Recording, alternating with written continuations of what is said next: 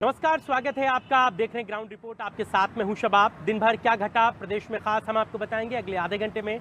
Bulletin की शुरुआत करेंगे मुख्यमंत्री योगी आदित्यनाथ के सहारनपुर दौरे की खबर आपको बताएंगे, जहां पर मुख्यमंत्री योगी आदित्यनाथ आज अपने एक दिवसीय दौरे पर पहुंचे और वहां पर उन्होंने ऋण वितरण कार्यक्रम में हिस्सा लिया। मुख्यमंत्री ने आज तमाम लोगों को ऋण वितरण कार्यक्रम में उनकी साझेदारी ली और अखिलेश यादव पर तंज कसते हुए योगी आदित्यनाथ ने कहा कि पूर्व सीएम ने वन डिस्ट्रिक्ट वन माफिया दिया था, हमने वन डिस्ट्रिक्ट वन प्रोडक्ट दिया है। पहले प्रदेश के मुखिया 12 बजे सोकर उठते थे। उन्होंने कहा कि उनको काम करने का समय नहीं मिलता था। आज हमारी सरकार में तस्वीर बदल गई है। प्रदेश में विकास के काम हो रहे हैं। महाकुंभ में 66 करोड़ों ने लोगों ने स्नान किया है। महाकुंभ में नाविकों ने करोड़ों कमाए हैं। ये बड़ी खबर है इस वक्त आपके टीवी स्क्रीन पर। मुख्यमंत्री योगी आदित्यनाथ के सहारनपुर दौरे से जुड़ी हुई चंद्रभान हमारे साथ, हमारे सहयोगी सहारनपुर से सीधे जुड़ गए हैं। चंद्रभान, क्या कुछ रहा आज मुख्यमंत्री के कार्यक्रम में? देखिए, मैं बताऊँ कि मुख्यमंत्री आए और यहाँ पे जो कार्यक्रम बड़ा शानदार यहाँ पे देखने को मिला और लोगों में जो उत्साह था, वो कहीं न कहीं देखने को मिला।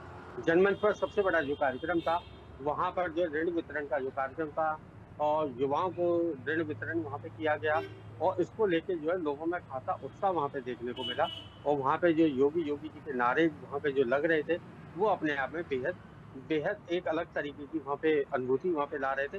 लेकिन हाँ, मैं यहाँ पे ये बताऊँ कि जहाँ पे ये जब ये कार्यक्रम हो रहा था, मुख्यमंत्री का जो उद्बोधन हुआ, जो उनका संबोधन हुआ, उस संबोधन में उन्होंने जो है जो पूर्व मुख्यमंत्री अखिलेश यादव थे, उनके लगातार तंज कसते हुए वो नज़र आए और वहाँ पे उन्होंने कहा कि वन डिस्ट्रिक्ट वन माफिया का पहले राज हुआ करता था, लेकिन अब जो है उत्तर प्रदेश में वन डिस्ट्रिक्ट वन प्रोडक्ट का राज होता है। यहाँ पे वन डिस्ट्रिक्ट वन प्रोडक्ट यानी कि उन्होंने स्वावलंबी लोगों को बनाने की बात कही और उन्होंने ये बात भी कही कि यहाँ पे जो है अब जो है यहाँ विकास की बात होती है और उन्होंने ये भी गिनाया कि यूनिवर्सिटी की जो मांग जो चली आ रही थी, उसमें काफ़ी समय से मांग चली आ रही थी, 2017 से पहले की मांग चली आ रही थी, लेकिन उस पे जो है पिछली सरकारों ने कोई फोकस नहीं किया और यहाँ पर जो है अब जो है अब यूनिवर्सिटी बन चुकी है। यहाँ पर जो है नए जो युवा हैं, उनको यहाँ पे पढ़ने का मौका मिलेगा और यहाँ का विकास होगा।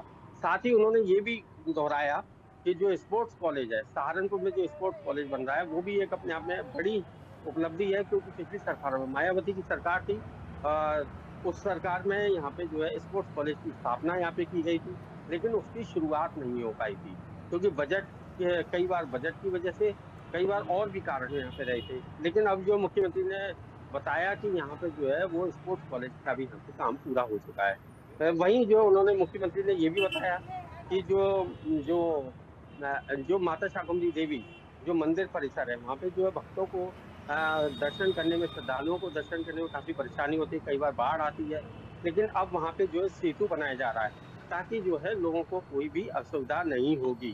साथ ही उन्होंने यहाँ पे जो है जिस तरह से जो है अखिलेश यादव पे तंज कसा, उन्होंने ये कहा कि जो पिछली सरकार के जो मुख्यमंत्री थे वो तो दोपहर को सो के उठते थे और शाम तक जो है शाम को मीटिंग किया करते थे और यानी कि उनको साफ ये संदेश उन्होंने दिया कि जो अब जो सरकार है वो कहीं न कहीं जो काम कर रही है वो लोगों के हितों में काम कर रही है। जी।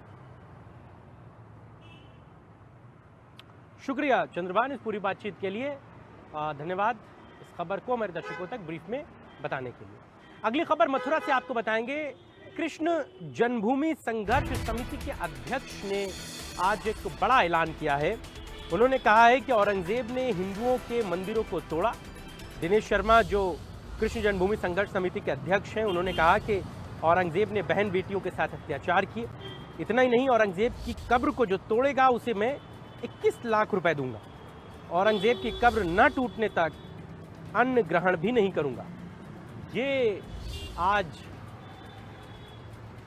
कृष्ण जन्मभूमि संघर्ष समिति के अध्यक्ष ने ये बयान दिया है। बड़ी खबर है मथुरा से आपके टीवी स्क्रीन पर, जहां पर कृष्ण जन्मभूमि संघर्ष समिति के अध्यक्ष दिनेश शर्मा ने ये बयान दिया है और कहा है कि औरंगजेब की कब्र को जो तोड़ेगा उसे 21 लाख रुपए का वो इनाम देंगे और औरंगजेब की कब्र न टूटने तक वो अन्न ग्रहण नहीं करेंगे। तो मथुरा से ये बड़ी खबर हम आपको बता रहे हैं। औरंगजेब को लेकर जिस तरह पूरे देश में विवाद छिड़ा हुआ है, महाराष्ट्र में उनकी कब्र तोड़ने को लेकर कृष्ण जन्मभूमि संघर्ष समिति के अध्यक्ष दिनेश शर्मा ने ऐलान किया है कि जो औरंगजेब की कब्र को तोड़ेगा उसे वो 21 लाख का इनाम देंगे। वीर नारायण हमारे सहयोगी इसी खबर पर सीधे मथुरा से जुड़ गए। वीर, क्या कुछ कहा है दिनेश शर्मा जी ने? और देखिए सब आप बिल्कुल बता दूं, भगवान श्री कृष्ण जन्मभूमि संघर्ष समिति के जो अध्यक्ष हैं दिनेश शर्मा, उन्होंने एक बयान जारी किया और उस बयान में उन्होंने कहा है कि जिस तरीके से जो औरंगजेब को आता बताया है कि औरंगजेब जिस तरीके से पाप की निशानी यानी कि उनकी कब्र को जो तोड़ेगा बुलडोजर से, उन्हें 21 लाख रुपए देने की घोषणा दिनेश शर्मा के द्वारा की गई है। उनका साफ तौर से ये कहना है कि औरंगजेब के द्वारा हमारी हिंदू जो मुस्लिम बहन बेटियां, यानी कि उन्होंने साफ तौर पे ये कहा था कि हमारी जो बहन बेटियां हैं उनके साथ औरंगजेब ने अत्याचार किए थे, उनके नाखून तक खींच लिए थे। जिस तरीके से उन्होंने देश में देखा माहौल जो व्याप्त किया था, तमाम जो मस्जिदें बना करके खड़ी कर दी गई थी, चाहे वो कश्मीर भूमि की बात करें, अयोध्या की बात, इस तरीके से उन्होंने बयान जारी किया है। तो उनकी जो महाराष्ट्र में जो कब्र बनी है उसे जो तोड़ देगा, उसे 21 लाख रुपए नगद पुरस्कार के रूप में श्री कृष्ण जन्मभूमि संघर्ष न्याय की ओर से दिए जाने की घोषणा दिनेश शर्मा के द्वारा की गई है। जी साहब, बहुत शुक्रिया इस पूरी बातचीत के लिए वीर। और जो उन्होंने कहा है कि वो अन्न नहीं ग्रहण करेंगे कब्र को टूटने तक, क्या कुछ रहता है इस खबर पर अपडेट फिर आपके पास लौटेंगे। मथुरा के बाद दिल्ली से आपको खबर बताएंगे। All India Muslim personal law board ने वक्फ बिल में अमेंडमेंट को लेकर उसका विरोध तेज कर दिया है। आज दिल्ली के जंतर मंतर पर all India Muslim personal law board की तरफ से एक बड़ा विरोध प्रदर्शन किया गया। इस प्रदर्शन में तमाम जो अपोजिशन के पॉलिटिकल पार्टीज के भी नेता थे वो भी शामिल हुए। असदुद्दीन ओवैसी ने भी यहां से हुंकार भरी। उन्होंने कहा कि सरकार मुस्लिम धर्म की चीजें छीनना चाहती है। तो बड़ी खबर है इस वक्त ये आपके टीवी स्क्रीन पर। दिल्ली में all India Muslim personal law board की बड़ा विरोध प्रदर्शन था और अपने विरोध प्रदर्शन में उन्होंने सरकार से वक्फ बिल में जो अमेंडमेंट सरकार कर रही है उसका उन्होंने विरोध किया। आपको बता दें कि सरकार वक्फ एक्ट में संशोधन को लेकर बिल को टेबल लोकसभा में कर चुकी है। चूंकि इससे पहले इसे जेपीसी को भेजा जा चुका था, जॉइंट पार्लियामेंट्री कमेटी ने इस पूरे वक्फ बिल को लेकर देश भर में मुस्लिम धर्मगुरुओं, मुस्लिम रहनुमाओं से मुलाकात की, बातचीत की और तमाम तरीके से जो चीज़ें थीं उस पर काम किया। उसके बाद नया ड्राफ्ट तैयार हुआ, उसे लोकसभा में पेश किया गया है। मुस्लिम समाज के लोग, खासकर all India Muslim personal law board, इस बात को कह रहा है कि सरकार ने जो मुस्लिम समुदाय के धर्मगुरुओं से बातचीत की उस पर कोई अपने नए बिल में उसको नहीं दिखाया है। मनोहर केसरी हमारे साथ, हमारे सहयोगी दिल्ली में हमारे साथ सीधे जुड़ गए हैं। मनोहर, अभी ये जो प्रोटेस्ट चल रहा था ये अभी खत्म हो गया है या चल रहा है, और क्या कुछ रहा आज प्रोटेस्ट में दिन भर? देखिए बिल्कुल, इसमें दो चीजें हैं। एक तो जो वक्त बिल की जो किसी कमेटी भेज के उसमें अपनी रिपोर्ट ओम बिरला को सौंप दी गई, बहुत पहले सौंप दी गई है और उम्मीद की जा रही है कि गवर्नेंस सेंटर का सेकंड पार्ट चल रहा है, इसमें लास्ट वीक ऑफ मार्च में कभी भी नोटिस सरकार कर सकती है संशोधन के साथ। लेकिन उसके पहले भी आज जंतर मंतर पर all India Muslim personal law board ने एक बड़ा प्रोटेस्ट किया है, जिसमें विपक्ष के सांसदों ने हिस्सा लिया है, चाहे वो आम आदमी पार्टी के सांसद हों या फिर अगर हम बात करें समाजवादी पार्टी के सांसद हों या ओवैसी हों, कई विपक्षी पार्टियों के सांसदों ने इसे लेकर के विरोध प्रदर्शन किया है। अब बात रही जाति का विरोध क्यों हो रहा है। All India personal law board की ओर से कहा जा रहा है कि इसमें जो लगातार मीटिंग हुई है वो उनकी बात नहीं सुनी गई है, उनको नहीं समझा गया है और उनका ये आरोप है कि जिससे मुस्लिम वक्फ की जो जमीन है उस जमीन को हड़पने की कोशिश है, साजिश है। सरकार जो है तो अपना नुमाइंदा दिखाना चाह रही है।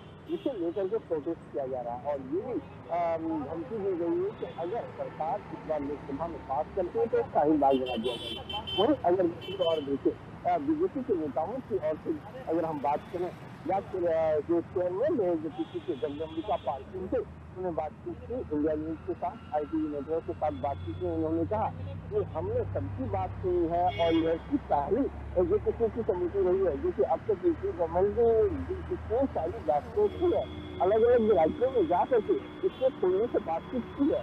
अब 400 से ज्यादा पेज की रिपोर्ट है, जिसमें कई संशोधन किए गए हैं और उन संशोधनों को इसमें शामिल किया गया है। और उन्होंने आज इंडिया न्यूज से बातचीत में कहा कि इसमें कहीं भी जमीन को हटाने की कोशिश नहीं की जाएगी, सुरक्षा प्रदान की जाएगी।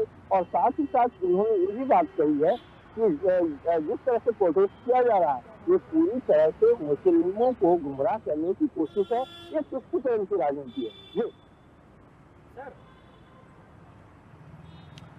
प्रोटेस्ट खत्म हो गया या अभी वो चल रहा है, कंटिन्यू रहेगा कल भी? देखिए आज 30 दिन का प्रोटेस्ट था और आने वाले समय में वो देश भर में प्रोटेस्ट चलेंगे, लेकिन इंतजार है कि लोकसभा में ये बिल कब पेश किया जाता है संशोधन के साथ ही, और उसके बाद सबकी निगाहें टिकी होगी, क्योंकि लगातार समाजवादी पार्टी हो या अलग विपक्षी पार्टियां हों, वो लगातार इसका विरोध प्रदर्शन जारी है। ठीक है, बहुत शुक्रिया मनोहर इस पूरी बातचीत के लिए। आप नजर बनाए रखें, आगे भी खबर पर जो भी अपडेट्स रहेंगे फिर आपके पास लौटेंगे। आगरा से अगली खबर आपको बताएंगे, जहां पर ATS ने जिस रविंद्र कुमार को गिरफ्तार किया था, जो फिरोजाबाद की ऑर्डिनेंस फैक्ट्री में तैनात था, ISI के लिए जासूसी करने का उस पर आरोप लगा था, उससे पूछताछ में कई बड़े अहम खुलासे हुए। रविंद्र ने पूछताछ में बताया है कि रोजाना लगभग 70 बार वो ISI एजेंट से चैटिंग करता था। ISI एजेंट नेहा शर्मा ने खुद को इसरो का अफसर बताया था और इसरो का अफसर बताने के बाद ही रविंद्र को उसने अपने जाल में फंसाया था। फिलहाल ATS नेहा शर्मा की फ्रेंड लिस्ट खंगाल रही है। नेहा की फ्रेंड लिस्ट में कई भारतीय जुड़े हैं। ATS अब उनका भी डेटा तैयार कर रही है। ATS के रविंद्र ने मोबाइल के भी कई सीक्रेट खोले हैं। ATS रविंद्र के बैंक खातों की भी डिटेल खंगाल रही है। तो ये बड़ी खबर है आपके टीवी स्क्रीन पर। ATS ने जिस रविंद्र कुमार को जासूसी करने के मामले में गिरफ्तार किया था, जो फिरोजाबाद की ऑर्डिनेंस फैक्ट्री में तैनात था, उसने अपने खुलासे में कई सारी बातों का जिक्र किया है। उसने बताया है कि वो रोजाना कई बार, एक दो बार नहीं, करीबन 60 से 70 बार वो चैट करता था, सारी बातचीत करता था। रवि हमारे सहयोगी पूरी खबर बताना है। रवि, रविंद्र ने और क्या क्या बातें कही हैं?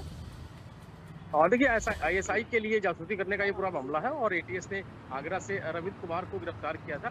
फिरोजाबाद का डेस फैक्ट्री में इसकी तैनाती थी और रविंद्र जी पूछताछ की कई सारे खुलासे उसकी तरफ से किए गए हैं।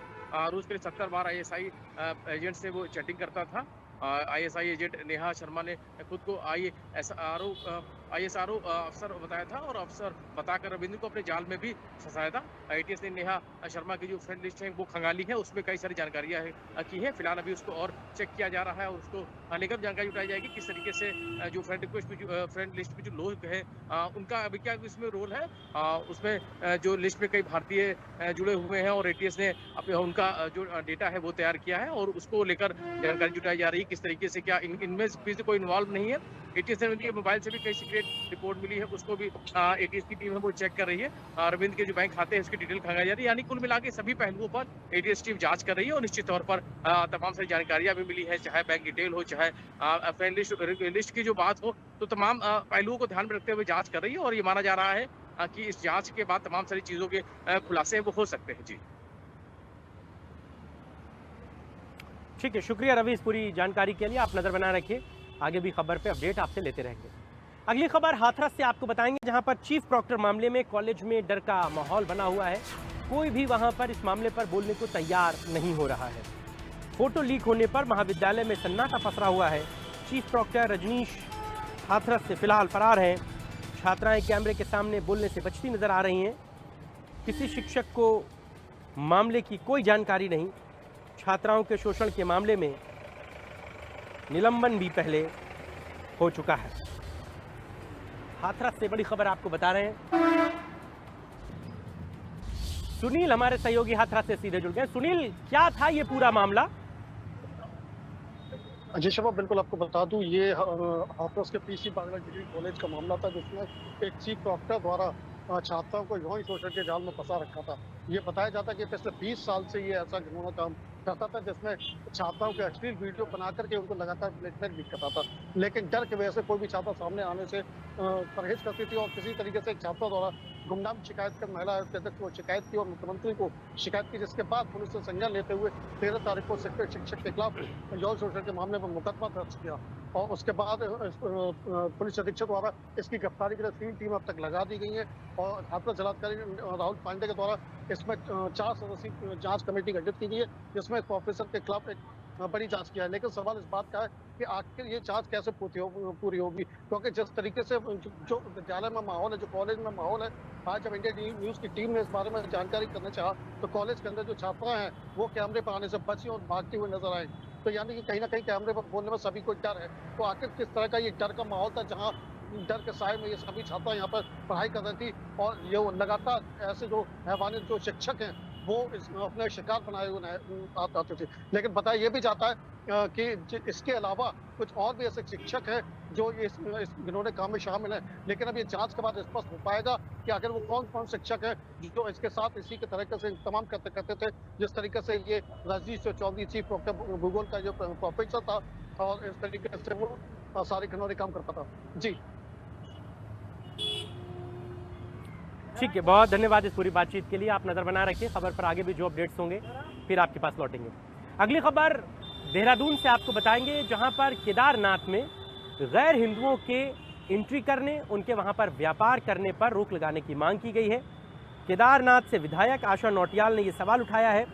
उन्होंने कहा है कि गैर हिंदुओं के बारे में शिकायतें मिल रही हैं, केदारनाथ में मांस मच्छी का व्यापार कर रहे हैं। गैर हिंदुओं का केदारनाथ में कारोबार बंद होना चाहिए।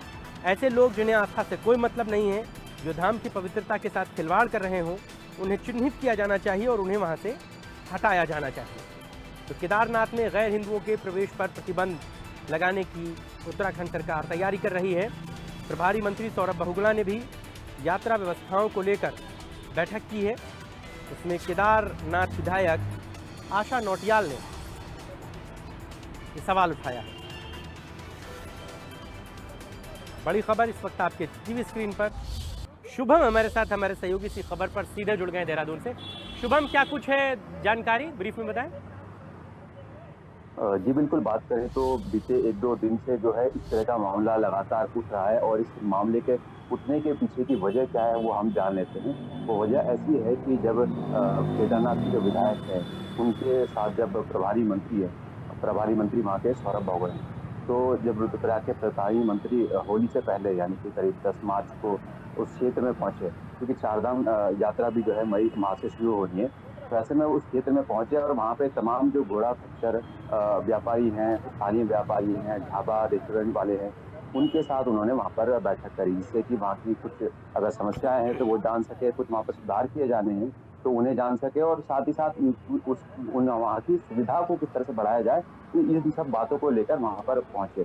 तो वहाँ पर क्योंकि केदारनाथ की जो विधायक है भाजपा से आशा नौटियाल, वो भी बैठक में मौजूद थी, तो उन्होंने बैठक के बारे में बताया कि बैठक के दौरान इस तरह की शिकायतें लगातार आई कि वहाँ पर कुछ गैर मुस्लिम है जो वहाँ पर पहुंचकर जो है शराब और मांस का वहाँ पर जो है व्यापार कर रहे हैं या वहाँ पहुँचाया जा रहा है, इस तरह की बात उन्होंने कही है। तो उन्होंने साफ तौर पर ये कहा है कि अगर इस तरह की बातें आई है तो सवाल उठता है कि अब ऐसे गैर जो हिंदू है उनको वहाँ से हटाने की तैयारी की जाए। इस तरह से साफ उन्होंने मीडिया में बात बोली है, जिसके बाद से लगातार जो है ये बात सामने आ रही है कि वहाँ से अब गैर मुस्लिमों को वहाँ से हटाया जा सकता है। तो उनका स्पष्ट मत है कि अगर ऐसे कोई लोग हैं तो उन्हें चिन्हित किया जाए, उस चिन्हित करने के बाद जो है उनको हटाया जाए, क्योंकि इससे धामों की पवित्रता के साथ बहुत बड़ा खिलवाड़ हो सकता है या हो रहा है, हम कहें तो ऐसा उनका कहना है। और इसके बाद जो है ये सब सिलसिला शुरू हुआ है, और अब तैयारी देखी जा रही है कि अब किस तरह से आगे स्टैंड किया जाता है। मंत्री तक बात पहुंचती है, सरकार तक बात पहुंचती है, और आगे क्योंकि चारधाम की यात्रा जो है जल्दी शुरू होने वाली है, मार्च का महीना समाप्त होने वाला है और अप्रैल माह बाकी रह गया है, मई शुरुआत से जो है चारधाम यात्रा शुरू हो जाएगी। तो ऐसे में अब आगे की क्या स्थिति रहेगी, ये एक महत्वपूर्ण बिंदु है। लेकिन वहीं हम बात करें, क्योंकि भाजपा की बात है तो वहाँ पे फिर ठीक है, कांग्रेस आप का नजर भी बनाए यहाँ पर रखिए। बयान। ठीक है, बहुत शुक्रिया इस पूरी बातचीत के लिए। आप नजर बना रखिए, खबर पर जो भी अपडेट्स होंगे फिर आपके पास लौटेंगे। बहुत धन्यवाद। इन्हीं तमाम खबरों के साथ ही ग्राउंड रिपोर्ट में आज के लिए बस इतना ही। देश और दुनिया की तमाम बड़ी और अहम खबरों के लिए देखते रहिए इंडिया न्यूज़ उत्तर प्रदेश उत्तराखंड। फिलहाल मुझे और मेरी पूरी टीम को दीजिए इजाजत। नमस्कार।